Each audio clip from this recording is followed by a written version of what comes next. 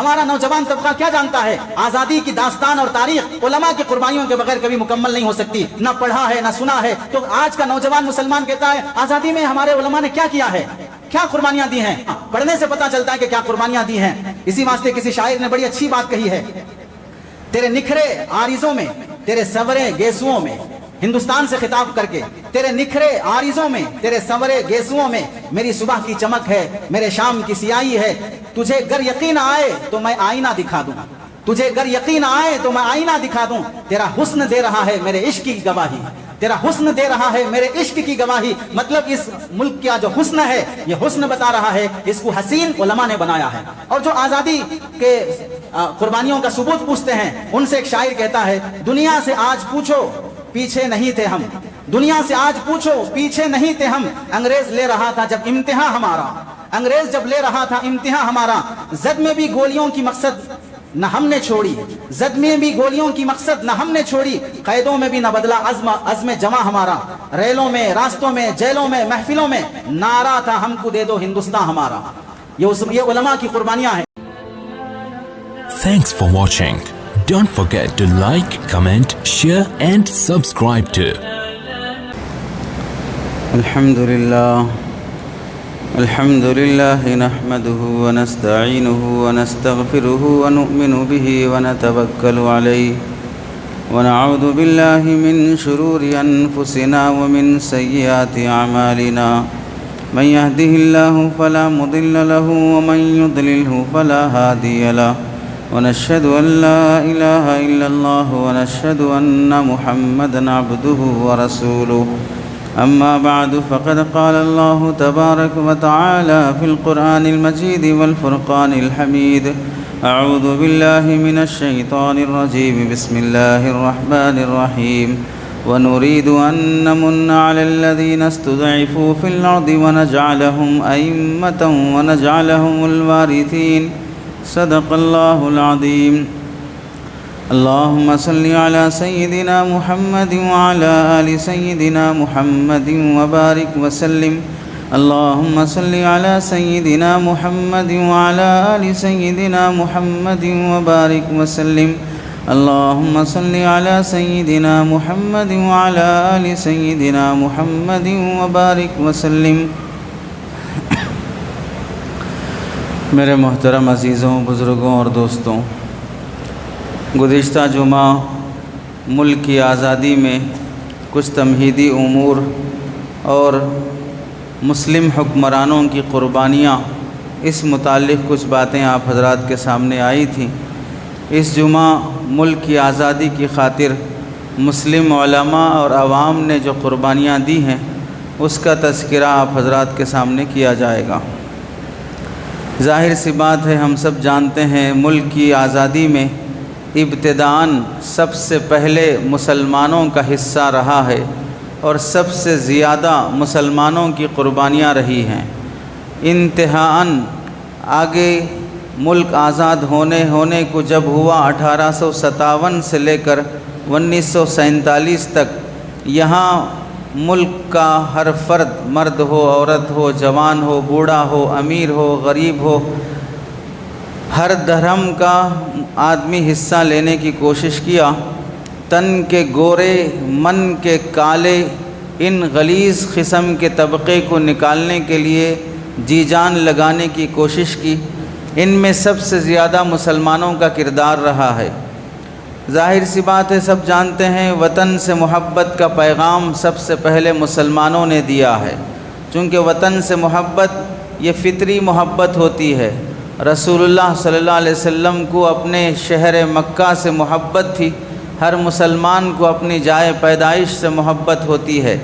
انقلاب زندہ باد کا نعرہ مسلمان نے دیا ہے، سرفروشی کی تمنا اب ہمارے دل میں ہے کا نعرہ مسلمان نے دیا ہے۔ یہ جذبہ مسلمانوں نے پیدا کیا ہے۔ گیدڑ کی 100 سالہ زندگی سے شیر کی ایک دن کی زندگی بہتر ہے کہتے ہوئے شہید مسلمان ہوا ہے۔ سارے جہاں سے اچھا ہندوستان ہمارا نظم لکھنے والا مسلمان ہے۔ اور اس ملک کے اندر آزادی کے بعد سے لے کر اب تک جو ترنگا لہرایا جا رہا ہے وہ ترنگا اور اس میں رنگ بھرنے اور اس کا ڈیزائن کرنے کا کام مسلمان نے کیا ہے، اور بولی اماں محمد علی کی جاں بیٹا خلافت پہ دے دو، یہ اشعار محمد علی کی ماں مسلمان نے کہی ہیں۔ اس لیے مسلمانوں نے اس ملک کو آزاد کرنے میں تن من دھن کی بازی لگائی، گولیوں سے اپنے سینے کو چھلنی کیا، پھانسی کے پھندے کو گلے سے لگایا، پرجوش خطابات دیے، بے باکی سے مضامین لکھے، خون گرما دینے والے اشعار کہے، تحریکیں چلائی، جلوس نکالے، ہر محاذ پر مسلمان سینہ سپر رہے، فرنگیوں کی نیند حرام کر دی جب تک کہ وہ ملک چھوڑنے پہ مجبور نہ ہوئے۔ انگریز یہ ملک چھینا کس سے ہے؟ ساری دنیا جانتی ہے کہ انگریز اس ملک میں جب آیا تو اس وقت مسلمانوں کی حکومت تھی، دلی کی کیپٹل سٹی مسلمانوں کی تھی، مغلیہ سلطنت چل رہی تھی، کہیں سراج الدولہ تھے، کہیں نواب الدولہ تھے، کہیں شجاع الدولہ تھے، کہیں ٹیپو سلطان تھے، کہیں آخر میں مغلیہ سلطنت کے آخری حکمران تھے، یہ سب مسلمانوں کی حکومتیں چل رہی تھی۔ اس پر انگریز آ کر تجارت کے بہانے اپنا سیاسی قبضہ جماتے گیا تو ملک چھینا گیا مسلمانوں سے ہے۔ تو جس کی چیز چھینی جاتی ہے وہی آدمی چھیننے والے کے خلاف ایکشن لیتا ہے، لڑتا ہے، اپنی چیز حاصل کرنے کی کوشش کرتا ہے۔ تو ملک کی سلطنت اور سیاست مسلمانوں سے چھینی گئی تو مسلمان اسے حاصل کرنے کی خاطر کوشش کرے گا، لڑے گا، اور اسے حاصل کرنے کے لیے انتھک کوشش کیا ہے۔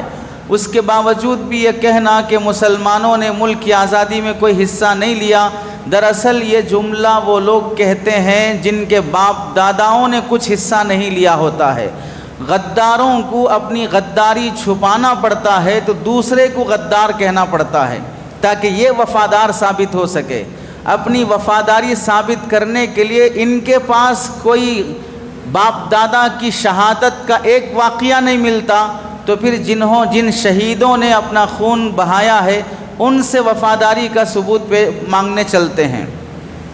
مسلمانوں نے اس ملک میں حکمرانی جب کی ہے تو ایسی حکمرانی کی کہ ہندوستان تہذیب، تعمیر، علم و فن، تمدن کے لحاظ سے ایسے کارنامے اور انمول نقوش یہاں پر ثبت کیے ہیں کہ اسے کبھی بھلایا نہیں جا سکتا۔ آپ دیکھیں مسلمانوں کے زمانے میں جو اونچی اونچی عمارتیں بنائی گئیں، دنیا کی خوبصورت عمارتوں میں سے تاج محل بھی خوبصورت عمارت شمار ہوتی ہے، اس کا بنانے والا کوئی غیر مسلم نہیں تھا، مسلمان تھا، جس کی کمائی پر آج کی سیاستیں پل رہی ہیں۔ اور اس ملک کے اندر لال قلعہ بنانے والا کوئی غیر مسلم نہیں تھا، وہ مسلمان تھا، جس ملک کے لال قلعے پہ کھڑے ہو کر اپنی جھوٹی سیاست ہر آئے دن ہر لیڈر چمکانے کی کوشش کرتا ہے۔ لال قلعے کے سامنے شاہ جہاں کی بنائی ہوئی جامع مسجد اور اس کے بازو قطب مینار، یہ سب مسلمانوں کا بنایا ہوا ہے، جو ملک کی تعمیر کا تاریخی کردار ادا کرتے ہیں کہ مسلمانوں نے اس ملک سے کچھ چرایا نہیں ہے، اس ملک کو سب کچھ دیا ہے۔ اور یہ بھی یاد رکھنے کی چیز ہے کہ تاریخ اس ملک کی اینٹوں سے، پتھروں سے، قلعوں سے لکھی نہیں جائے گی یا اس سے شمار نہیں کی جائے گی، بلکہ اس ملک کی تاریخ ملک کے مجاہدوں، جانبازوں اور خون بہانے والوں کی اور اس مٹی کو آزاد کرنے کے لیے اپنا سب کچھ قربان کرنے والے کے خون سے لکھی گئی تاریخ ہے۔ جو لوگ مسلمانوں کی تاریخ کو اوراق سے مٹانے کی کوشش کرتے ہیں انہیں یاد رکھنا چاہیے جو باتیں قلم سے لکھی جاتی ہیں انہیں مٹایا جا سکتا ہے، اور جو تاریخ خون سے لکھی جائے گی اسے کبھی مٹایا نہیں جا سکتا۔ اور ملک کی آزادی کی تاریخ مسلمانوں کے خون سے لکھی گئی ہے، جتنا جھوٹ بول لو پھر بھی موجودہ عمارتیں گواہی دیں گی کہ یہ مسلمانوں کا ملک رہا ہے، جس کے نام بدل بدل کر شان جتائی جا رہی ہے، اور جس پہ بلڈوزر چلا چلا کر ظلم کی فرعونیت بہائی جا رہی ہے، وہ سب تاریخ میں لکھے جائیں گے اور بتایا جائے گا تعمیر کس نے کی ہے اور زلزلے اور دنگے فسادات کس نے کیے ہیں۔ اس لیے مسلمانوں کو اپنے ماضی سے رابطہ اور واقفیت ضروری ہے. جو قوم اپنی تاریخ کو بھلا دیتی ہے وہ کبھی اپنا روشن مستقبل بنا نہیں سکتی ہے. اس ملک میں مسلمانوں کی، علماء کی، عوام کی کیا قربانیاں رہی ہیں، اس سے پہلے 2-3 باتیں ہم ذمہ داری سے سمجھنا چاہیے. بہت سے لوگ میڈیا میں یہ بات پھیلاتے ہیں کہ مسلمان حکمرانوں نے اس ملک کو بہت لوٹا ہے. یہاں کا سونا، یہاں کا مال، یہاں کی سونا چاندی سب لوٹ کر دوسرے دیشوں میں لے گئے ہیں. فلم انڈسٹری میں ایک ٹخلا بھی ہے جو ولن کا کام کرتا ہے. آج کل وہ ریئل میں ولن بن چکا ہے. وہ بھی اپنے ہی مذہبی عبادت گاہ کی چوری کو چھپانے کے لیے مغلوں کی چوری پر جھوٹا الزام دینے لگا ہے. مرنے کو ہے پھر بھی انسانیت نہیں آئی. چہرے پہ بالکل نسوانیت اور درندگی دکھائی دے رہی ہے، پھر بھی انسانیت پیدا نہیں ہو سکی. ظاہر سی بات ہے اس اعتراض کا جواب کہ اس ملک سے مسلمانوں نے بہت کچھ لوٹ کر ودیش لے گئے ہیں.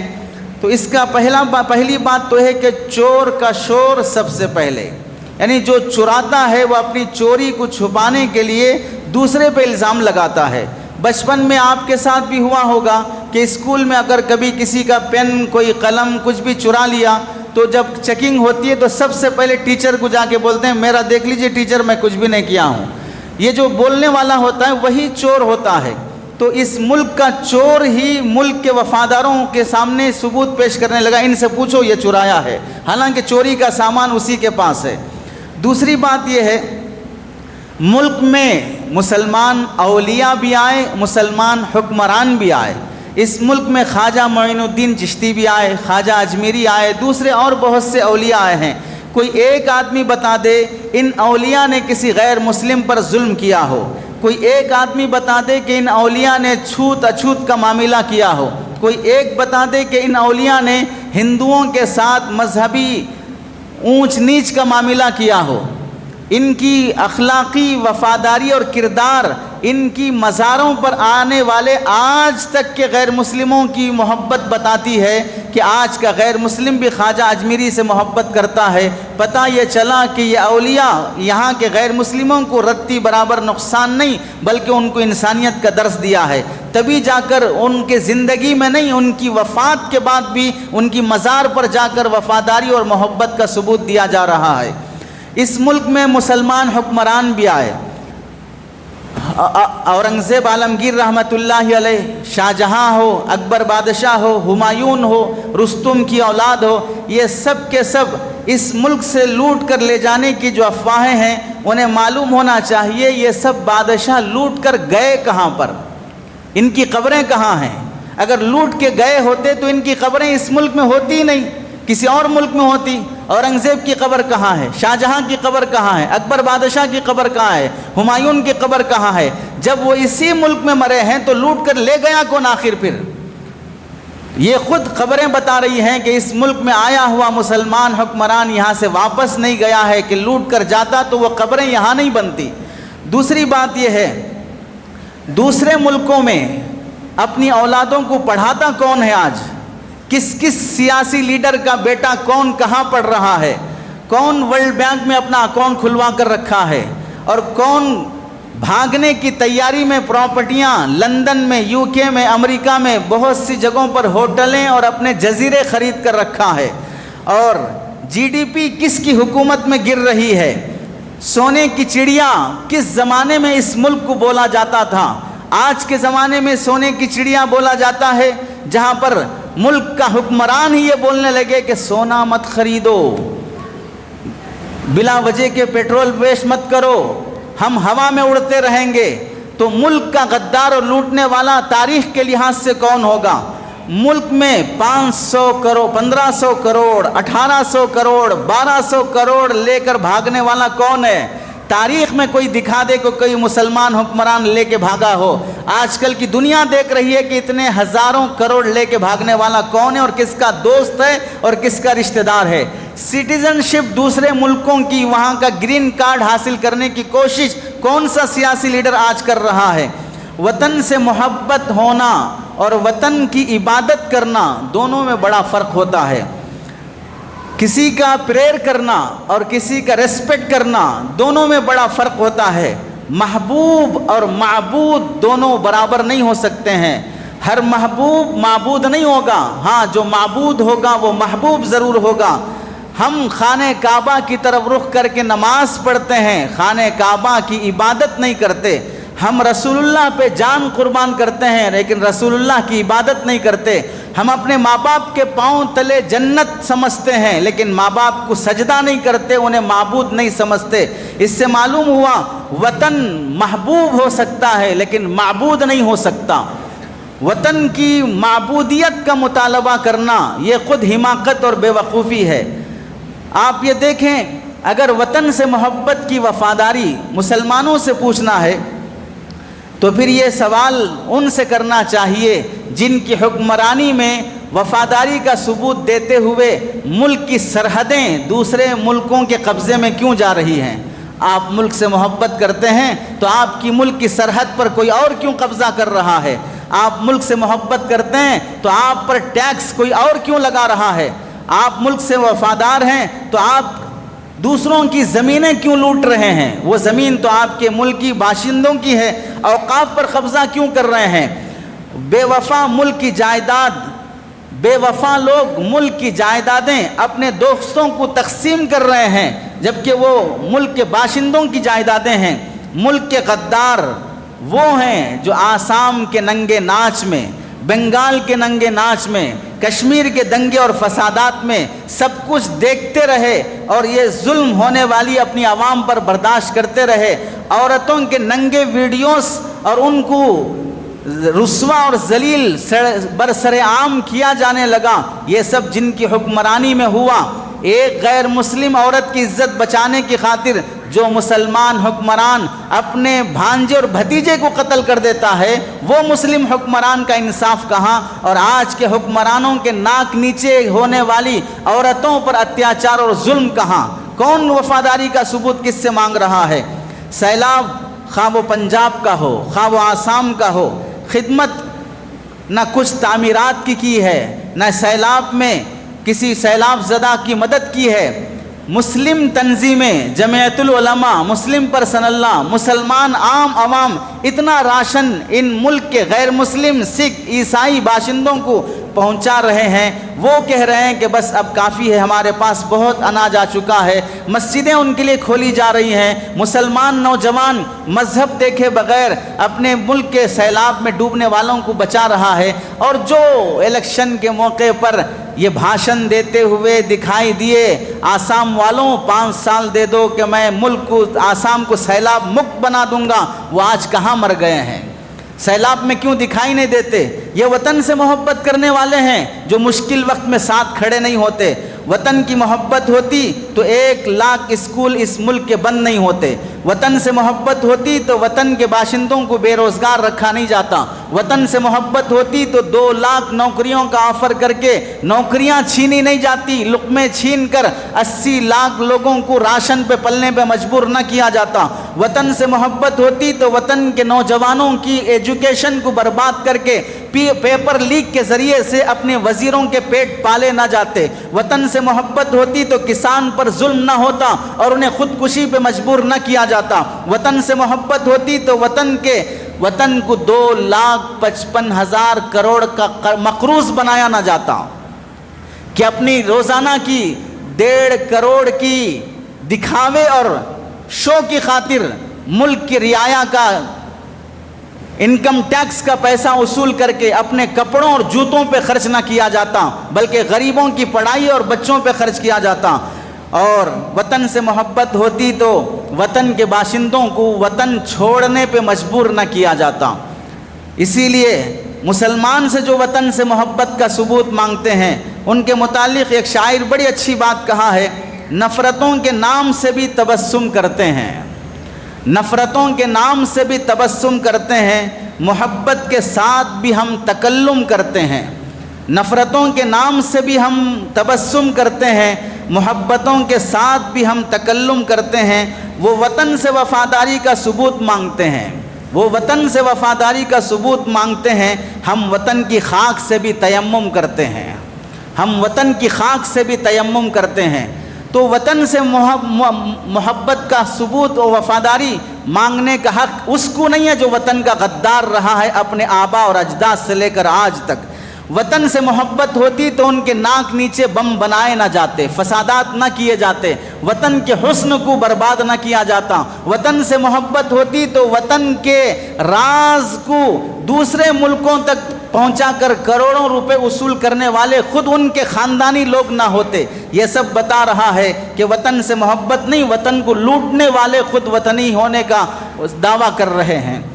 تیسری بات، وطن اور ملک دونوں کی محبت کا بیلنس، یعنی میڈیا میں یہ بھی سوال ہوتا ہے کہ پہلے آپ کی نظر میں مذہب ہے یا پہلے ملک ہے، پہلے آپ کی نظر میں قرآن ہے یا ملک کا دستور ہے، پہلے آپ کی نظر میں مکہ مدینہ ہے یا ملک بھارت ہے، یہ سوال کیا جاتا ہے۔ اس سوال کا پہلا جواب تو یہ ہے، یہ سوال کرنے والا مینٹل ہاسپٹل کا پیشنٹ ہے، یہ سوال ہی غلط ہے۔ تم نے سوال میں جو تقابل رکھا ہے وہ تمہیں عقل ہی نہیں ہے، تقابل رکھا ہی نہیں جاتا۔ چنانچہ آپ دیکھیے سوال کیا ہے، تمہارے نزدیک پہلے مذہب ہے یا ملک ہے؟ تقابل مذہب اور ملک کا نہیں ہوگا، تقابل مذہب کا مذہب سے، ملک کا ملک سے ہوگا۔ یہ سوال ہوگا کہ تمہارے نزدیک اسلام مذہب صحیح ہے یا ہندو مذہب صحیح ہے، تمہارے نزدیک اسلام مذہب صحیح ہے یا جین مذہب صحیح ہے، اسلام مذہب صحیح ہے یا عیسائیت مذہب صحیح ہے۔ تقابل مذہب کا مذہب سے ہوگا، مذہب کا ملک سے نہیں ہوگا۔ تقابل ملک کا ملک سے ہوگا۔ تمہارے نزدیک بھارت پہلے ہے یا چائنا پہلے ہے، بھارت پہلے ہے یا امریکہ پہلے ہے، بھارت پہلے ہے یا نہیں تو لنڈن پہلے ہے، اس طرح کا سوال ہوگا۔ لیکن بے وقوف نے مذہب کو ملک کے مقابلے میں لا کھڑا کیا۔ تو اگر اس سے پوچھا جائے تمہیں بریانی پسند ہے یا تمہاری بیوی پسند ہے تو کیا کہے گا؟ جیسے یہ حماقت ہے، بریانی بھی پسند ہے، بیوی بھی پسند ہے۔ بریانی پسند کرنے کے لیے بیوی کو چھوڑنا ضروری نہیں ہے، بیوی کے ساتھ رہنے کے لیے بریانی چھوڑنا ضروری نہیں ہے، دونوں ساتھ رہ سکتے ہیں۔ اگر کوئی یہ پوچھے کہ بھئی پہلے تم نکر پہنو گے یا سموسہ کھاؤ گے، سموسہ کھانے کے لیے نکر چھوڑنا ضروری نہیں ہے، نکر پہن کے بھی کھا سکتے ہیں۔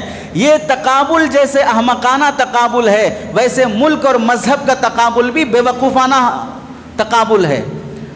ایسے ملک پر ہم ایسے موقع پر یہ نہیں کہیں گے ہم کہ آپ کی نظر میں پہلے کون سی آنکھ ہے، دائیں آنکھ ہے کہ بائیں آنکھ ہے، یہ تقابل ہی صحیح نہیں ہے۔ تو پھر ہم دونوں آنکھیں ہمارے نزدیک برابر ہیں اور ملک اور مذہب کا تقابل ہمارے نزدیک برابر نہیں ہے، تو ہم اس کا جواب دو آنکھوں کے برابری کے جواب سے ہم نہیں دیں گے، جو دیے ہیں وہ اس کے ذمہ دار ہیں۔ اور دوسری بات یہ دیکھیں، جیسے آپ نے مشہور مثال سنی ہوگی، عقل بڑی کہ بھینس بڑی، یہ سوال ہی بے وقوفانہ سوال ہے، اس واسطے کہ بھینس کا تقابل بیل سے ہوگا، بھینس کا تقابل عقل سے نہیں ہوگا، عقل کا تقابل بے وقوفی سے ہوگا۔ جیسے یہاں پر یہ سوال کرنا حماقت ہے، 1000 بھینسیں لا لی جائیں تو بھی عقل اس کے مقابلے میں نہیں آتی۔ بھینس دکھنے والی چیز ہے اور عقل نہیں دکھنے والی چیز ہے، تو نہیں دکھنے والی چیز کا دکھنے والی چیز کے مقابلے میں سوال نہیں کیا جاتا۔ اور دوسری بات یہ ہے کہ ملک کبھی ہمارا مذہب کے خلاف نہیں رہا ہے اور ہمارا مذہب کبھی ملک سے بغاوت کی تعلیم نہیں دیا ہے۔ تو پھر یہ سوال کرنا کہ ملک میں تم پہلے ملک کو رکھتے ہو یا مذہب کو رکھتے ہو، ملک میں ہر مذہب والے کو اپنے مذہب پر چلنے کی آزادی خود ملک نے دی ہے، ملک کے دستور نے دی ہے، تو پھر مذہب کے مقابلے میں ملک کیسے آئے گا؟ اور یہ جو پوچھا جاتا ہے پہلے قرآن یا پہلے دستور، ملک کا آئین، دستور یہ ہمیں شہریت دیتا ہے، قرآن ہمیں شریعت دیتا ہے۔ ملک کے باشندے کو شہریت بھی چاہیے اور شریعت بھی چاہیے، نہ وہ شہریت چھوڑے گا نہ شریعت چھوڑے گا۔ اس لیے مسلمان کو ملک کا قانون بھی چاہیے اور قرآن کا قانون بھی چاہیے۔ مذہب ملک کی مخالفت کی کبھی اجازت نہیں دیتا، ملکی قانون مذہبی آزادی کبھی نہیں چھینتا۔ اور یہ بات کہ پہلے مکہ یا پہلے بھارت، دو ملکوں کا مقابلہ، بھارت سے ہمیں فطری محبت ہے، ہم یہاں کے پیدائشی ہیں، جو انسان جہاں کا پیدائشی ہوتا ہے اسے اس سے محبت ہوتی ہے۔ اور حرمین سے ہمیں عقلی اور شرعی محبت ہے۔ جیسے ایک مسلمان سے نہیں، کسی بھی عام انسان سے پوچھ لیا جائے تمہیں اپنی بیوی سے محبت ہے یا بیٹی سے محبت ہے؟ تو کیا بیوی سے محبت کرنے کے لیے بیٹی سے نفرت ضروری ہے، یا بیٹی سے محبت کرنے کے لیے بیوی سے نفرت ضروری ہے؟ ایک انسان بیٹی سے بھی محبت کرے گا، بیوی سے بھی کرے گا، ماں سے بھی کرے گا، بہن سے بھی کرے گا، اور آج کے قانون کے دائرے میں سے تو کسی اور کی بیوی سے بھی کر رہا ہے۔ تو پھر تقابل ہی کیوں کر رہے ہو کہ تمہیں بیٹی سے محبت ہے کہ بیوی سے محبت ہے؟ کس کی بیوی سے؟ اپنی بیوی سے کہ تمہاری بیوی سے؟ یہ تقابل جیسے حماقت ہے، ویسے ہی مذہب مکہ مکرمہ اور بھارت کا تقابل بھی حماقت ہے۔ دونوں سے ہے مگر جہت الگ الگ ہے۔ بیوی سے بھی محبت ہے، بیٹی سے بھی محبت ہے۔ ایک سے محبت کے لیے دوسرے سے دشمنی کرنا ضروری نہیں ہے۔ دستور مذہب چھوڑنے کا حکم نہیں دیتا، مذہب دستور کی مخالفت کا حکم نہیں دیتا۔ وطن سے محبت کے لیے ایمان کا سودا کرنا ضروری نہیں ہے۔ جو مذہب کا وفادار ہے، ہمارا نظریہ ہے کہ وہی ملک کا بھی وفادار ہے۔ جو مذہب کا وفادار نہیں ہوگا وہ ملک کا بھی وفادار نہیں ہوگا۔ مطلب یہ ہوا کہ ملک کے غدار اصل میں وہ ہیں جو مذہب کے غدار ہیں، اور مذہب کو آڑ میں رکھ کر ملک میں غداری کر رہے ہیں۔ اور ہم سے جو حب الوطنی کا سرٹیفکیٹ جو مانگ رہے ہیں، ان سے سوال یہ ہے کہ انہیں سرٹیفکیٹ جو ہر آئے دن سرٹیفکیٹ جو بیچ رہے ہیں، وہ ملک سے محبت کی سرٹیفکیٹ مانگ رہے ہیں۔ تم یہ بھی تو بیچ سکتے تھے جیسے اور سرٹیفکیٹیں بیچ رہے ہو، یہ مانگنا کیوں ہے؟ تمہیں تو سرٹیفکیٹ بیچنے کا ہنر آتا ہے۔ ہمیں ان سے یہ سوال ہونا چاہیے، وطن کو جو بیچ رہا ہے وفاداری کا سرٹیفکیٹ اس سے نہیں پوچھا جائے گا۔ وطن کو آزاد کرنے والوں کے ساتھ دینے والوں کا ساتھ دینے کے بجائے انگریزوں سے جو وفاداری کی ہے، انگریز کے جو ٹٹو بنے رہے، پٹو بنے رہے، چاٹو بنے رہے، ان سے وفاداری کا ثبوت نہیں پوچھا جا رہا ہے۔ جو مسلمان ملک کے اثاثے کو نقصان پہنچائے، کرنٹ چوری کرے، سرکاری زمین قبضہ کرے، ٹرین کا ٹکٹ لیے بغیر سفر کرے، یا کوئی اور اس طرح کی سرکاری چیزوں کو نقصان پہنچائے، ہمارا نظریہ یہ ہے کہ وہ ایک اچھا مسلمان، کامل مسلمان نہیں ہو سکتا۔ اسی طرح جیسے ہم یہ سمجھتے ہیں ٹرین کا ٹکٹ لیے بغیر سفر کرنے والا مسلمان اچھا مسلمان نہیں، وفادار مسلمان نہیں، ویسے پورے ریلوے سسٹم کو بیچنے والا بھی ملک کا وفادار نہیں۔ جیسے کرنٹ چوری کرنے والا مسلمان اچھا مسلمان نہیں، پورے کرنٹ سسٹم کو بیچ دینے والا بھی ملک کا وفادار نہیں۔ جیسے ملک کے اثاثے کو نقصان پہنچانے والا مسلمان اچھا مسلمان نہیں، ویسے ملک کی سرکاری سمپتیوں کو اپنے دوستوں کے حوالے بیچنے والا بھی اچھا وفادار نہیں ہو سکتا ہے۔ وفاداری دونوں کے اندر الگ الگ جہت سے ختم ہوتی جا رہی ہے۔ اور آخری بات یہ ہے، جیسا آج کل کا بکاؤ میڈیا یہ سوال کرتا ہے، آپ کی نظر میں پہلے مذہب ہے کہ ملک ہے؟ یہ سوال امریکہ کا میڈیا وہاں کے باشندوں سے کیوں نہیں کرتا ہے؟ چائنا کا میڈیا وہاں کے باشندوں سے کیوں نہیں کرتا ہے؟ لندن کا میڈیا وہاں کے باشندوں سے کیوں نہیں کرتا ہے؟ وہاں کیوں یہ تقابل نہیں ہے مذہب اور ملک کا؟ وہاں کیوں تقابل نہیں ہے مذہب اور آئین اور دستور کا؟ کیا وہ ملک ترقی یافتہ نہیں ہے؟ کیا ان ملکوں میں اپنے وہاں کے باشندوں کے مسائل نہیں ہیں؟ پتہ چلا ان ملکوں میں یہ فالتو قسم کے ایشوز ہے ہی نہیں ہیں، جس میں کام کچھ کرنا ہی نہیں ہے۔ فالتو قسم کے ایشوز میں اپنی عوام کو مبتلا کر کے اپنے اور اپنے دوستوں کے پیٹ پالنے کا سسٹم ان ملکوں میں نہیں ہے۔ وہاں باشندوں کو انصاف دیا جاتا ہے، اس لیے اس طرح کے سوالات وہاں کیے ہی نہیں جاتے ہیں۔ اور تیسری بات یہ ہے، ہم مسلمانوں کی ہر سال آزادی کے موقع پر اپنے اسلاف کی قربانیاں جاننے اور سننے کے ساتھ ساتھ ہمیں جس بات کی ضرورت اور اس کی طرف توجہ دینی چاہیے وہ ہے مسلمانوں کو اپنے ایجوکیشن پر توجہ دینا۔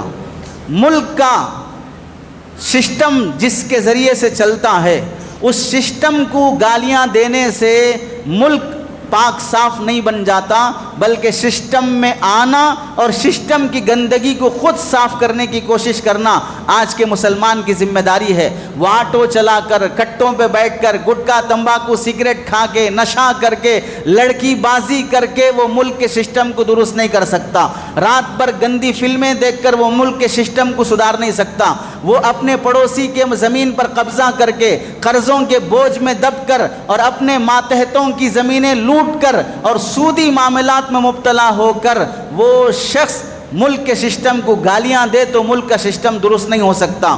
ان پڑھ اور گنوار رہ کر جینے والی قوم وہ ملک کے سسٹم کو بدل نہیں سکتی. تو مسلمانوں کی ذمہ داری ایجوکیشن میں آنا اور آگے بڑھنا یہ ضروری ہے. اور چوتھی بات یہ ہے، جو قوم مسجد میں نہیں، نماز میں نہیں، جمعہ میں نہیں، رمضان میں نہیں، عید برات میں نہیں، ہر آئے جگہ کرکٹ کی دیوانہ بنی ہوئی ہو، کھیل کھلاڑیوں کے پیچھے بیٹنگ کے ذریعے سے ماں باپ کی زمینیں اور پراپرٹیاں ان کی کمائیاں لٹا رہی ہو، وہ قوم کیا مطالبہ کرے گی سسٹم کے اچھا ہونے کا؟ جو ایک بال اور ایک بیٹ اور ایک کھلاڑی کے پیچھے اپنا سرمایہ گنوا دیتی ہو. تو ملک کے نوجوان جو کرکٹ کے دیوانے ہیں وہ حقیقت میں دیوانے ہیں، وہ پاگل ہیں، وہ اس ملک کے سسٹم کے بارے میں سوال کرنے کا حق ہی نہیں رکھتے ہیں. اور آخری بات یہ ہے، برادران وطن کو قریب کرنا یہ وقت کی ذمہ داری ہے. اگر آج کا مسلمان اپنے اخلاق کو درست نہیں کرے گا تو ہمیں بڑے افسوس کے ساتھ کہنا پڑتا ہے. ایک جگہ پر ایک غیر مسلم نے اپارٹمنٹ بنایا، فلیٹس کرائے اور بیچنے کے لیے رکھا. 2-4 مسلمان وہاں پر کرائے کے لیے گئے تو وہ غیر مسلم دینے سے صاف انکار کر دیا. وجہ جب معلوم کی گئی اور وہاں کے مسلمان سرپنچ نے کہا کہ بھئی تم یہ ہندو مسلم کا کیوں شروع کر دیے، کیوں نہیں دے رہے ہو ہمارے مسلمان بھائیوں کو کرائے پر؟ تو وہ 3 باتیں کہنے لگا. پہلی بات، مسلمان ان پڑھ اور گنوار ہوتا ہے، اسے بات کرنے کی تمیز نہیں، رہن سہنے کا سلیقہ نہیں، گندگی صاف صفائی نہیں، کچرا رہتا ہے. دوسری بات، لڑائی آپس میں ہمیشہ لڑائی جھگڑے رہتے ہیں، ایک مذہب کے ہونے کے بعد بھی اس کو اس سے نہیں جمتا ہے. اور تیسری بات وہی ہے، صفائی اور ستھرائی کا اہتمام نہیں کرتا ہے، اس کے پاس نیٹنس اور مینجمنٹ کا کوئی سسٹم نہیں ہے. یہ 3 باتیں چاہے وہ کسی اور نیت سے کہا ہو، ہم اپنے گریبانوں میں جھانک کر دیکھ لیں، ہم اپنے اولاد کو کتنا پڑھا رہے ہیں، ایجوکیشن میں کتنا آگے رکھ رہے ہیں، ہم اپنی لڑائیوں سے کب باز آئیں گے، مسلکی جھگڑوں سے، زمینی جھگڑوں سے کب باز آئیں گے، اور اپنی ایمان جو پاکی صفائی آدھا دین جسے شریعت شمار کرتی ہے، اس پاکی صفائی پر مسلمان کب آئے گا؟ ملک کی آزادی میں مسلمان علماء کی جو قربانیاں ہیں اس سے متعلق کچھ باتیں جو عرض کرنی ہیں. یاد رکھیں، ملک کی آزادی کی خاطر ہزاروں نہیں بلکہ لاکھوں ہندوستانی مسلمانوں نے اپنی جان کا نذرانہ قربان کیا ہے. 19ویں صدی سے مسلمان علماء نے جو قربانیاں پیش کی ہیں، آزادی کسے کہتے ہیں، اس کی روح یہاں کے ہر باشندوں میں جو پھونکی ہے وہ علماء اور مسلمانوں نے پھونکی ہے. اگر یہاں کے علماء اور مسلمان آزادی کے خلاف، انگریز کے خلاف کھڑے نہ ہوتے تو یہ ملک آج بھی انگریز کی غلامی میں ہوتا. اگر اس وقت مسلمان علماء اور عوام کھڑی نہ ہوتی تو یہ ملک آج بھی انگریزوں کی غلامی میں ہوتا. جیسا کہ آج بھی کوئی کہہ رہا ہے India is a mother land, Israel is a father land, تو آج بھی اسی نظریے کے ساتھ جیتا ہوتا اگر مسلمان حکمران اگر ملک کو آزاد کرانے کے لیے جہاں انتھک کوشش نہ کرتے. 80 سال کے بعد بھی جس کا نظریہ یہ ہے کہ وہ کسی اور کو اپنا باپ مان رہا ہے، تو آپ بتائیں کہ اگر آزادی نہ ملی ہوتی تو کیا مان چکا ہوتا. شاہ عبدالعزیز محدث دہلوی رحمۃ اللہ علیہ 1803 میں جب انگریز کے خلاف فتویٰ دیا کہ یہ ملک دارالحرب بن چکا ہے، تو انگریز کے خلاف فتویٰ دینے کی پاداش میں حضرت شاہ عبدالعزیز رحمۃ اللہ علیہ کو زہر دیا گیا، ان کی جائیدادیں لوٹ لی گئیں اور زہر کی وجہ سے ان کی آنکھوں کی بینائی جاتی رہی اور ان کو شہر سے دربدر کر دیا گیا. تو آپ اندازہ کریں انگریز کے خلاف بولنا بھی اس وقت کتنا بڑا جرم تھا، اور یہ بولنے کا فریضہ سب سے پہلے شاہ عبدالعزیز محدث دہلوی رحمۃ اللہ علیہ نے کیا، جس کی سزا جس کے لیے انہوں نے اپنی جان کی قربانی اور مال کی قربانی دی ہے.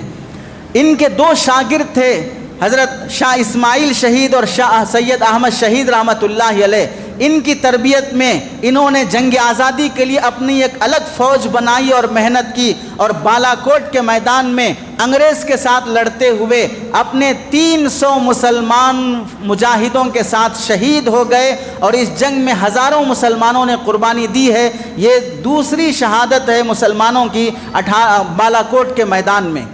اور اس کے بعد 1838 میں 1838 میں انہی کے شاگردوں میں سے حضرت سید احمد شہید کے متوسلین اور ان کے تربیت یافتہ لوگوں میں سے مولانا ولایت علی، مولانا سلیم تشریف اور نظام دکن کے بھائی مبارز الدولہ، انہوں نے ایک تنظیم بنائی جو انگریز حکومت کے تختے کو پلٹنے کے لیے بہت کوششیں کی، لیکن کسی وجہ سے برطانوی گورنمنٹ کو جب پتہ چل گیا تو نظام دکن کے بھائی مبارز الدولہ کو انگریز گورنمنٹ نے گولکنڈہ کے قلعے میں 1851 میں گولکنڈہ کے قلعے میں قید کر دیا، اور اسی قید کی حالت میں نظام کے بھائی مبارز الدولہ 1851 میں انتقال کر گئے۔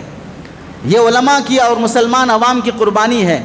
شاہ محمد اسحاق دہلوی، شاہ عبدالعزیز دہلوی رحمۃ اللہ علیہ کے تربیت یافتہ تھے، انہوں نے بھی انگریز کے خلاف کوششیں کی، اور 1844 میں جب یہ ہندوستان سے مکہ مکرمہ گئے تو انگریز نے ان کے ملک چھوڑ جانے پر ایسٹ انڈیا کمپنی نے ان کی ساری جائیدادیں قبضہ کر لی۔ اس سے اندازہ کرو علماء کی جائیدادیں قبضہ کرنے کا مطلب یہ ہوا کہ انگریز ان کو اپنا دشمن سمجھ رہا ہے، تبھی ان کی پراپرٹیاں لوٹ رہا ہے۔ جیسا آج کا حکمران مسلمانوں کی اوقاف کو لوٹ رہا ہے، ان کی مسجدوں کو لوٹ رہا ہے اور ان کو ٹارچر کر رہا ہے، یہ سب دشمنی کی بنیاد پر انگریز اس زمانے میں کیا کرتا تھا۔ 1857 کے بعد 1857 کے بعد ملک کی حالت کیا رہی؟ مسلمانوں سے جو خوفناک انتقام لیا جانے لگا، بے دریغ جہاں مسلمان نظر آئے قتل کر دیا جانا، علماء کو چن چن کر پھانسی کے پھندے پہ لٹکانا، 19,000 علماء تک کو تختہ دار پر لٹکایا گیا، ہزاروں لوگوں کو گولیوں سے بھون دیا گیا، بہت سے لوگوں کو توپوں کے دہانے پر رکھ کر اڑا دیا گیا، بہت سارے علماء کو جزیرے انڈمان میں بدترین زندگی جینے پہ مجبور کر دیا گیا۔ دلی کے برسر راہ جگہ جگہ پھانسی کے پھندے لگائے گئے، ہر آئے دن 5-5 6-6 مسلمانوں کو پھانسی دی جاتی۔ میرٹھ سے دلی تک کے درختوں پر پھانسی کے پھندے لٹکائے گئے جس پر علماء اور مسلمانوں کو پھانسی دی جاتی۔ معززین، رؤساء اور نوابوں کی اولاد کو توپ پر رکھ کر، توپ کے منہ پر باندھ کر توپ اڑایا جاتا، جس سے ان کے جسموں کے ٹکڑے اور پرخچے اڑ جایا کرتے۔ ان شہداء میں اکثر و بیشتر مسلمان اور علماء کی تعداد ہوتی تھی۔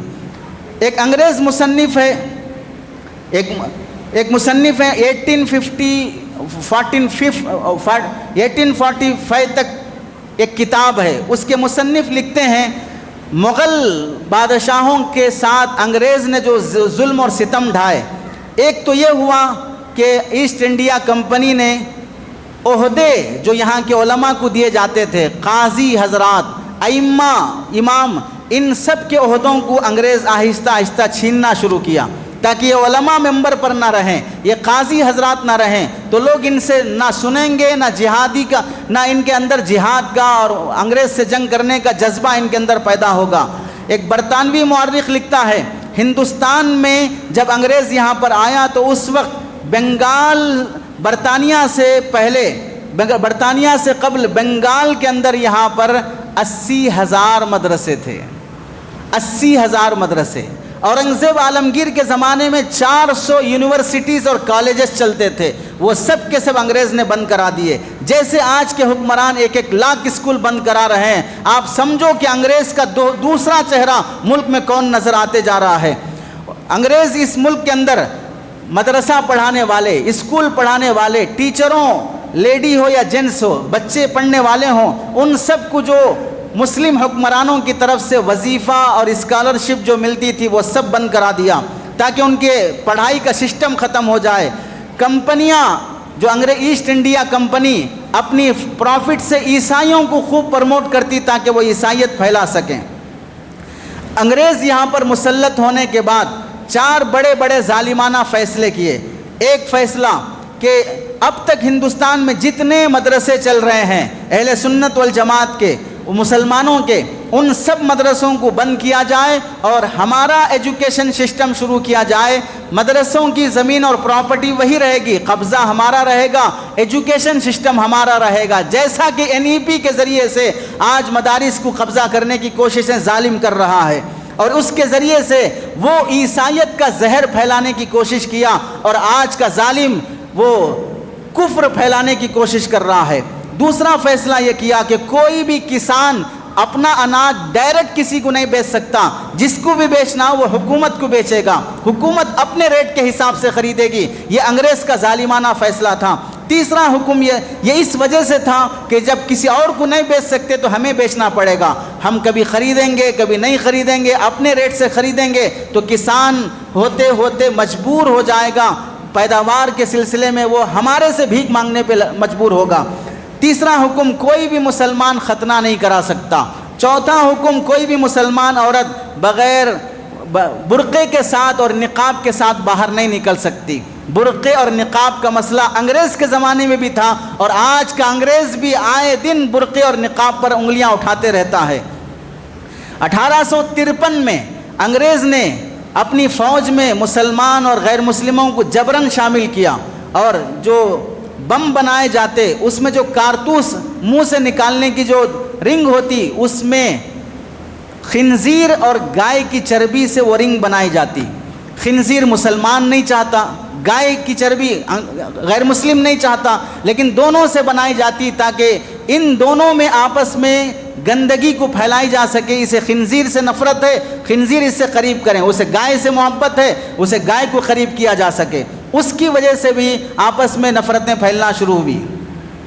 अंग्रेज़ की उलमा से किस कदर दुश्मनी थी 1847 के बाद, अंग्रेज़ ने ये ऐलान किया कि जहाँ दाढ़ी वाले लंबे कुर्ते वाले दिखें उन्हें फांसी दे दी जाए। चुनांचे एक अंग्रेज़ मुअर्रिख़ लिखता है टॉमसन कि सिर्फ दिल्ली में 500 उलमा को फांसी दी गई। 3 दिन के अंदर सिर्फ दिल्ली में 500 उलमा को फांसी दी गई। अंग्रेज़ मुअर्रिख़ लिखता है उलमा को ज़िंदा खिंजीरों की खालों में सी दिया जाता, फिर उन्हें आग में डाल दिया जाता और उनके बदन खिंजीर की चर्बी से मिलकर और जलना शुरू होते। इस तरह ज़िंदा उलमा को आग में डालकर जलाया जाता। 1857 के बाद एक अंग्रेज़ का बयान है कि 3000 लोगों को फांसी दी गई, जिनमें 29 शहज़ादे मुसलमान शहज़ादे थे। और तो और मुसलमानों को खिंजीर के खाल में सी कर खवलते हुए तेल में उन्हें उबाला जाता। शाहजहां की जामे मस्जिद के कमरों में घोड़े बांधे जाते और मस्जिद के कमरों में घोड़े पेशाब पैखाना करते और उनके पेशाब पैखाने को वज़ू बनाने वाले हौज़ में डाला जाता। फतेहपुर से लाल किले तक के तमाम दरख्तों पर उलमा की लाशें झूलती रहती। तोप के मुंह पर मुजाहिदीन आज़ादी को बांधकर उनके परख्चे और छीतड़े उड़ा दिए जाते। दिल्ली से बंगाल तक जगह जगह उलमा की लाशें लटकती रहती। एक अंग्रेज़ मुअर्रिख़ टॉमसन का बयान है दिल्ली की चांदनी चौक से पेशावर तक दरख्तों पर उलमा की गर्दनें जिस्म लटके हुए रहते। रोज़ाना 80-80 उलमा को फांसी पर लटकाया जाता। दिल्ली के एक खीमे में मैं बैठा हुआ था, मुझे गोश्त के जलने की बू आई। मैंने खीमे के पीछे जाकर देखा, क्या देखता हूँ कि आग के अंगारों पर 30-30 उलमा को नंगा डालकर उन्हें जलाया जा रहा है। उसके बाद फिर 40 उलमा को लाया गया, उन्हें नंगा किया गया। एक अंग्रेज़ उनसे कहता है तुम कहो कि 1857 की जंग में तुम शरीक नहीं थे तो हम तुमको छोड़ देंगे। अंग्रेज़ मुअर्रिख़ टॉमसन कहता है मुझे पैदा करने वाले की कसम, एक आलिम भी अपनी जान बचाने के लिए नहीं कहा कि हम 1857 में नहीं थे, बल्कि सब कहने लगे हम 1857 की जंग में थे और हम तुम्हारे दुश्मन और मुखालिफ हैं। फिर उन 40 उलमा को उसके सामने आग के अंदर भून दिया गया। अंग्रेज़ टॉमसन कहता है कि 1864 से लेकर 1867 तक अंग्रेज़ ने उलमा को ख़त्म करने का फ़ैसला किया। 3 साल हिंदुस्तान की जो तारीख़ इतनी करबनाक रही है कि 3 साल के अंदर 14,000 उलमा को फांसी दी गई और 3 लाख कुरान मजीद जलाए गए। और फांसी इस तरह दी जाती कि फांसी पर लटकने वाले मुसलमान और आलिम की लाश 8 का जो हिंदिसा है, 8 का जो हिंदिसा है कि ऊपर से गोल, ऊपर से नीचे से भी गोल और बीच में कम हो जाना, इस तरह मुसलमानों की लाशें पैक हो जाती थीं उनके रस्सियों पर गले में फंदा पड़े होने की वजह से। अंग्रेज़ टॉमसन के अलावा एक और अंग्रेज़ फ़ौजी हेनरी क्वार्टन लिखता है कि 22,000 उलमा को फांसी पर लटकाया गया। اور بعض مورخین نے یہاں تک لکھا ہے 1857 کے بعد سے انگریز کی دشمنی جو مسلمانوں کے ساتھ رہی ہے، تقریباً 2 لاکھ سے لے کر 5 لاکھ مسلمانوں کو شہید ہونا پڑا ہے۔ یہ مسلمانوں کی اور علماء کی قربانیاں ہیں۔ ایک معاصر مورخ لکھتا ہے انگریز کے زمانے کا، دلی کی فضا اور ہوا ایسی مسموم ہو چکی تھی، لاشوں کی جلنے اور سڑنے کی بو سے کوئی آدمی گلی میں باہر نہیں نکل سکتا تھا۔ بچوں کو مارا گیا، عورتوں کی عزتیں لوٹی گئی، معاش کے دروازے بند کر دیے گئے، علماء کے جسموں کو تانبوں سے داغا گیا۔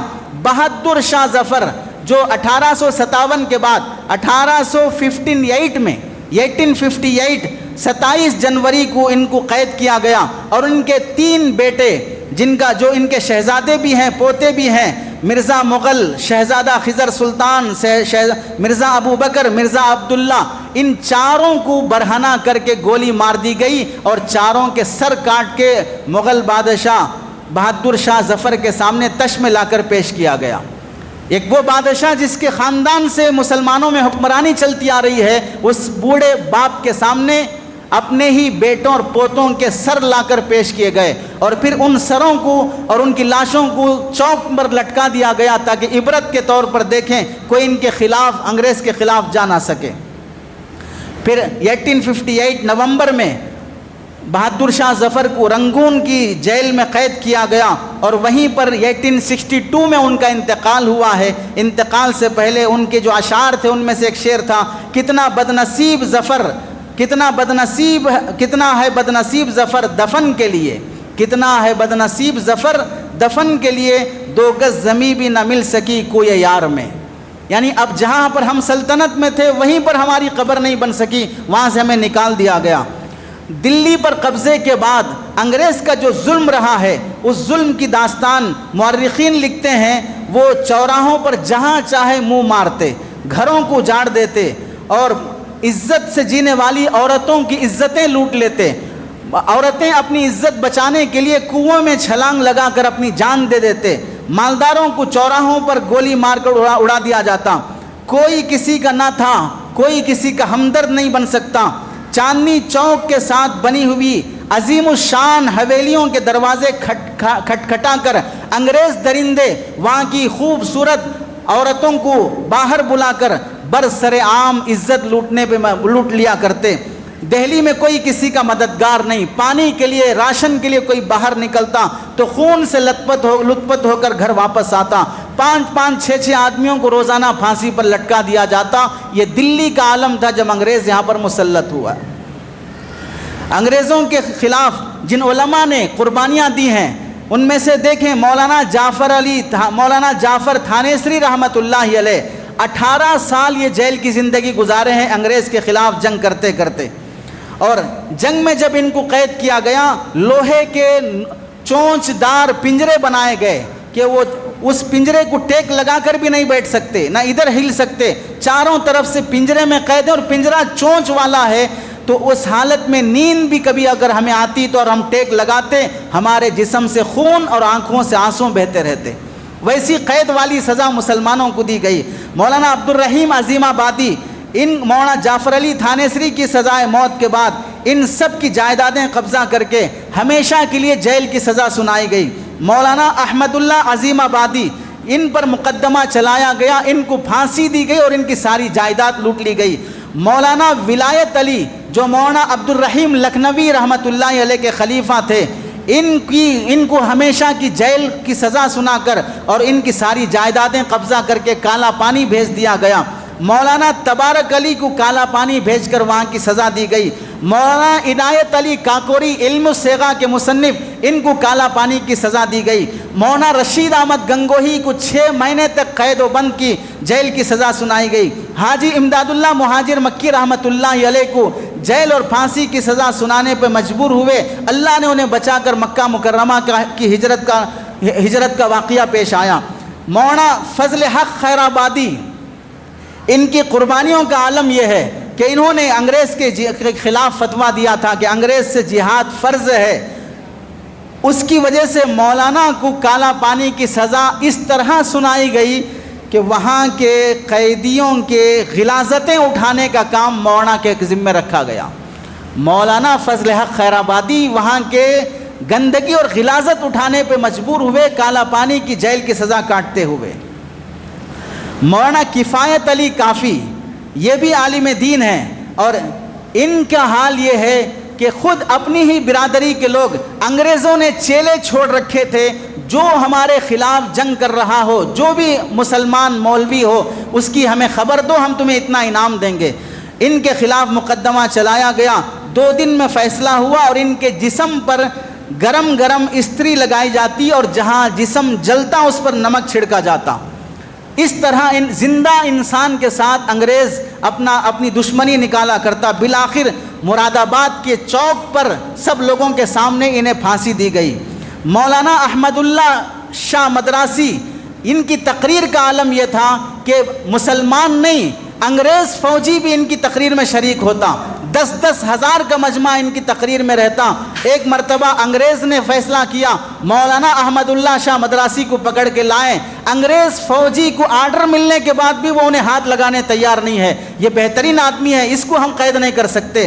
ایک مرتبہ یہ شاہجہاں پور تشریف لائے تو وہاں کا جو انگریز چاٹو راجہ بلدیو سنگھ، ان کو دھوکہ دے کر ان کو شہید کیا، جس کے بدلے میں انگریز نے اس غدار کو 50,000 کا انعام اس وقت دیا۔ تو آپ اس سے اندازہ کرو علماء نے کیا کیا قربانیاں دی ہیں۔ مولانا رضی اللہ بدایونی، ان کو انگریز نے سب لوگوں کے سامنے گولی مار کر اڑا دیا ہماری مخالفت اور ہم سے جہاد کرنے کی پاداش میں۔ مولانا حسرت موہانی کی شجاعت آپ کو معلوم ہونا چاہیے، پورے ملک میں علماء کا فتویٰ لے کر انگریز کے خلاف آزادی کی روح اور آزادی کی تحریک چلائی۔ شیخ الہند محمود الحسن دیوبندی رحمۃ اللہ علیہ، انہوں نے وہ کارنامہ انجام دیا، تحریک ریشمی رومال، کہ ملک کے باہر کے چاروں طرف سے دوسرے ملکوں کے بادشاہوں کو دعوت دے کر حملہ کرنے کا پلان بنایا۔ وہ باہر سے حملہ کریں گے ملک پر، ہم اندر سے ان انگریزوں کو کھوکھلا کریں گے تاکہ ملک سے انگریز خالی ہو جائے۔ کسی وجہ سے وہ پلان فیل ہو گیا تو حضرت شیخ الہند رحمۃ اللہ علیہ کو مالٹا کی جیل میں 3 سال 4 مہینے کی سزا کاٹنی پڑی۔ اتنی سخت نفرت تھی انگریز سے۔ شیخ الہند کے بارے میں خود انگریز لکھتا ہے، حضرت شیخ الہند فرمایا کرتے تھے اپنی تقریر میں، انگریز سے جنگ کرنا ہمارے ایمان کا حصہ ہے، میں اس وقت تک ملک میں چین سے نہیں بیٹھ سکتا جب تک انگریز اس ملک سے چلا نہ جائے۔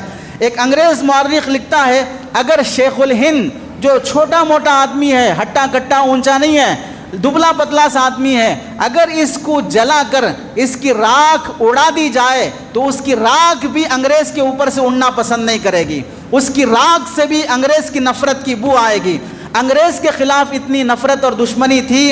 شیخ الہند رحمۃ اللہ علیہ کو ایک مرتبہ کسی انگریز کی طرف سے کوئی مسئلہ آیا پوچھنے کے لیے، انگریز کے بارے میں مسئلہ آیا تو حضرت نے اپنے شاگردوں کو بلا کر مولانا مفتی کفایت اللہ، مولانا سید احمد حسین مدنی اور مشبر احمد عثمانی، ان کو بلا کر کہا کہ تم فتوا دو۔ حضرت نے کہا، انہوں نے کہا حضرت آپ کیوں نہیں دیتے؟ مجھ میں انگریز کی اتنی دشمنی ہے، کہیں اس دشمنی کی وجہ سے ایسا نہ ہو کہ میں فتوا دینے میں بھی شدت برتوں، میری علمی خیانت نہ ہو جائے، دشمنی اپنی جگہ پر، فتویٰ اپنی جگہ پر صحیح دیا جائے۔ مالٹا میں اتنی مشقت بھری سزائیں، جب حضرت کا انتقال ہوا، غسل دینے کے لیے جب کپڑے اتارے گئے تو دیکھا جسم پر پیٹ کے اتنے داغ اور جلنے کے اتنے نشانات ہیں۔ غسل دینے والے پریشان ہو گئے۔ حسین احمد مدنی رحمۃ اللہ علیہ جو جیل میں شریک تھے، پوچھا گیا تو کہا کہ انگریز وقتاً فوقتاً لوہے کی سلاخوں سے پیٹ کو گرمایا کرتا تھا اور یہ کہتا کہ ہمارے خلاف فتویٰ دینا بند کرو، ہم تمہیں چھوڑ دیں گے۔ تو حضرت کا جملہ ہوتا، میں حضرت بلال کا وارث ہوں، میرا جسم پگھل سکتا ہے لیکن انگریز کے حق میں کبھی فتویٰ نہیں دے سکتا۔ یہ قربانیاں تھیں علماء اکرام کی۔ مفتی کفایت اللہ رحمۃ اللہ علیہ تحریک خلافت تحریک کے جو محرک اور بانی ہیں، گاندھی جی بھی کہا کرتے تھے 1920 میں کہ ہم کو جو قوت ملی ہے، قوم کو آزادی کی بیداری ملی ہے، وہ مفتی کفایت اللہ کی تحریک خلافت کی بیداری سے ملی ہے۔ یعنی گاندھی جی کو بھی وہ بیداری ان علماء کی قربانیوں کے نتیجے۔ جمعیت علماء کا قیام یہ ملک کی آزادی کی خاطر، مر مٹنے کی خاطر تھا۔ 1920 میں ترک موالات کی تحریک شروع ہوئی حضرت مولانا ابو المحاسن سجاد رحمۃ اللہ علیہ نے 500 علماء کے فتوے کے دستخط سے پورے ملک میں یہ تحریک چلائی. تحریک گاندھی جی نے ایک تحریک شروع کی، تحریک نمک سازی اور کھدر پوشی.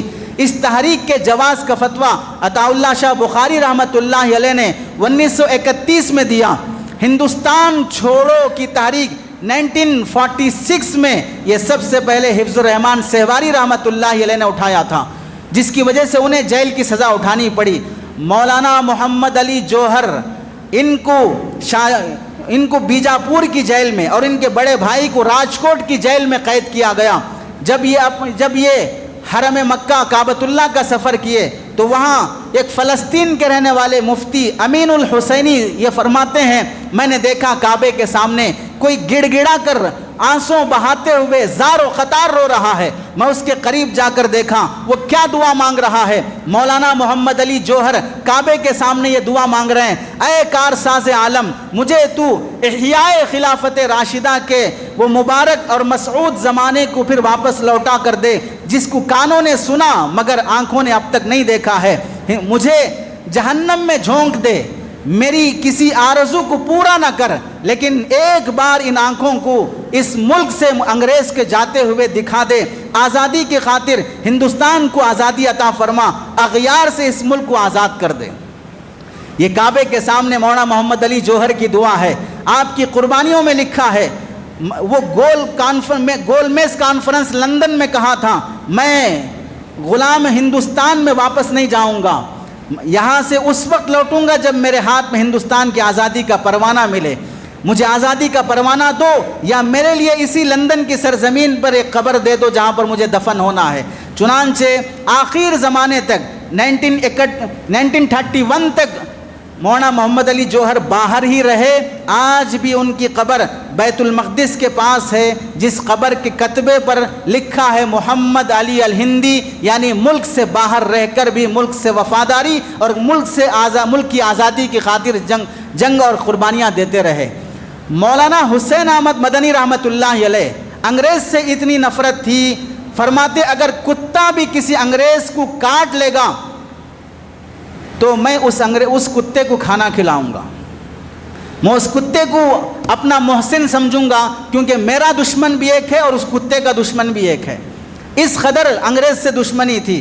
اور مولانا حسین احمد مدنی رحمۃ اللہ علیہ نے انگریز کو 1921 میں فتویٰ دیا تھا کہ انگریز کا کوئی عہدہ قبول کرنا، اس کے کونسل کا ممبر بننا، انگریز سے کوئی تجارت کرنا، اسکول اور کالجوں میں پڑھنا پڑھانا امداد قبول کرنا، دشمن کی فوج میں ملازمت کرنا، سرکاری عدالتوں میں مقدمے لے جانا، یہ سب بند کر دیا جائے. جب اس فتوے کی وجہ سے مولانا حسین احمد مدنی کو عدالت میں بلایا گیا تو حضرت اپنا کفن ساتھ لے کے چلے کہ جو فیصلہ ہوتا ہونے دو، لیکن میں اسی فتوے پہ باقی رہوں گا. 80 سال کی آپ کی زندگی رہی، لیکن 9 سال آپ نے زندگی جیل میں گزاری ہے. اس کا مطلب یہ ہوا کہ ہر ہفتہ جیل جانا پڑتا تھا.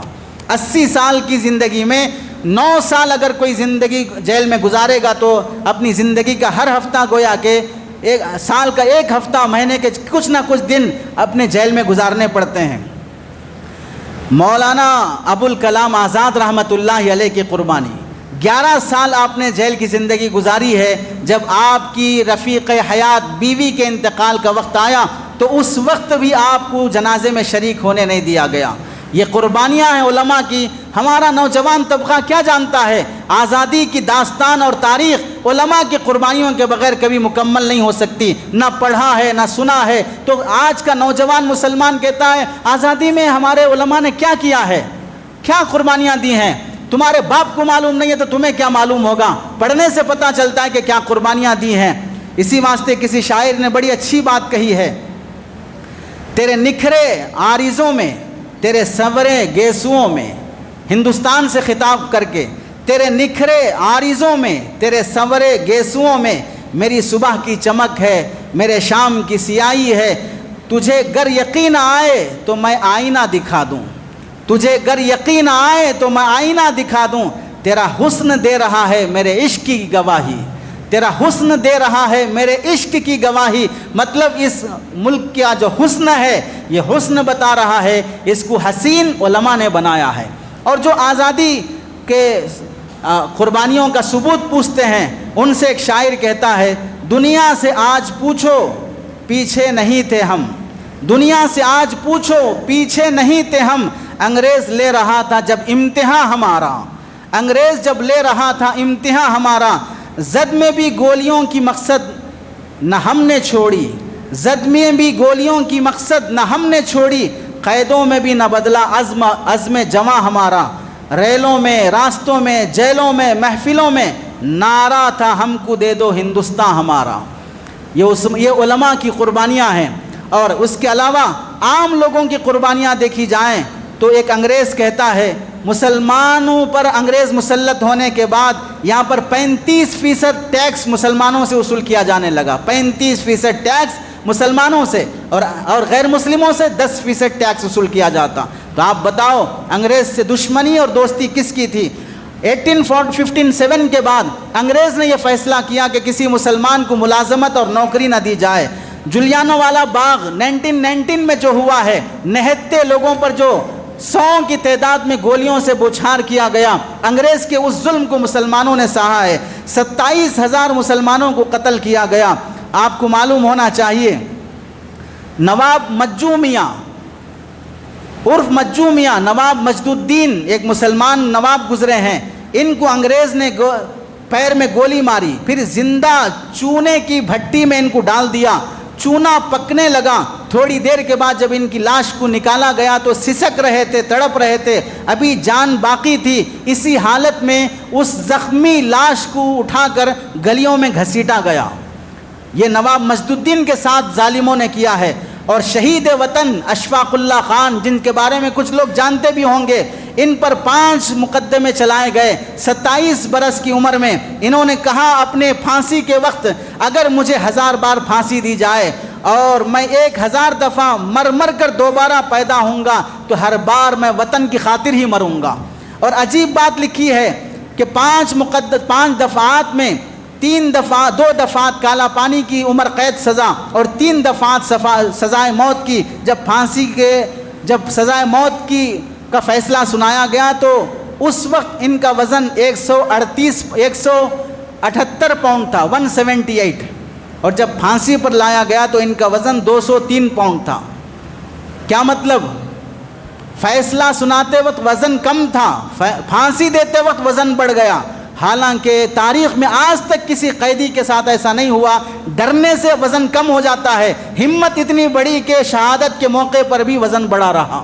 یہ ان کی شجاعت کا کارنامہ ہے۔ خواتین پر ظلم کیا گیا، زندہ انسانوں پر آدھا جسم گاڑ دیا جاتا زمین میں اور پھر بقیہ اوپر کے جسم پر دہی ڈال دی جاتی اور اس دہی پر کتے چھوڑ دیے جاتے، جسے ان انسانوں کے ساتھ کتے چاٹ کر انہیں پریشان کرتے۔ یہ انگریز کے مظالم تھے۔